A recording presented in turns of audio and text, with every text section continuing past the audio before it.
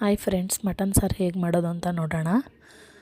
ಒಂದು ಕುಕ್ಕರ್ಗೆ ಎಣ್ಣೆ, ಬೆಳ್ಳುಳ್ಳಿ, ಈರುಳ್ಳಿ ಹಾಕಿ ಫ್ರೈ ಮಾಡಿಕೊಂಡು ಮಟನ್ ಹಾಕೋಬೇಕು. ಸ್ವಲ್ಪ ಅರಿಶಿನದ ಪುಡಿ ಹಾಕ್ಕೊಂಡು ಕಲ್ಲುಪ್ಪು ಹಾಕಿ ಫ್ರೈ ಮಾಡ್ಕೊಂಡು ನೀರು ಹಾಕೋಬೇಕು. ಮತ್ತೊಂದು ಬಾಣಲಿಗೆ ಬೆಳ್ಳುಳ್ಳಿ, ಶುಂಠಿ, ಈರುಳ್ಳಿ, ಮೆಣಸು, ಚಕ್ಕೆ, ಲವಂಗ, ಟೊಮೊಟೊ, ತೆಂಗಿನಕಾಯಿ, ಹುರ್ಗಡ್ಲೆ ಎಲ್ಲ ಹಾಕ್ಕೊಂಡು ಚೆನ್ನಾಗಿ ಫ್ರೈ ಮಾಡ್ಕೋಬೇಕು. ಕೊತ್ತಂಬರಿ ಸೊಪ್ಪು, ಪುದೀನ ಹಾಕಿ ಫ್ರೈ ಮಾಡಿಕೊಂಡು ಮಿಕ್ಸರ್ ಗ್ರೈಂಡ್ಗೆ ಹಾಕ್ಕೊಂಡು ನುಣ್ಣಗೆ ರುಬ್ಕೋಬೇಕು. ಸ್ವಲ್ಪ ಧನಿಯಾ ಪುಡಿ ಸೇರಿಸ್ಕೊಂಡು ಕೂಗಿಸ್ಕೊಂಡಿರೋ ಮಟನ್ಗೆ ಹಾಕಿ ಸಾರು ಎಷ್ಟು ಬೇಕೋ ಅಷ್ಟು ನೋಡಿಕೊಂಡು ನೀರು ಹಾಕೋಬೋದು. ಮಟನ್ ಸಾರು ರೆಡಿ ಫ್ರೆಂಡ್ಸ್. ಮುದ್ದೆ ಜೊತೆ ತಿನ್ನೋಕ್ಕೆ ಚೆನ್ನಾಗಿರುತ್ತೆ.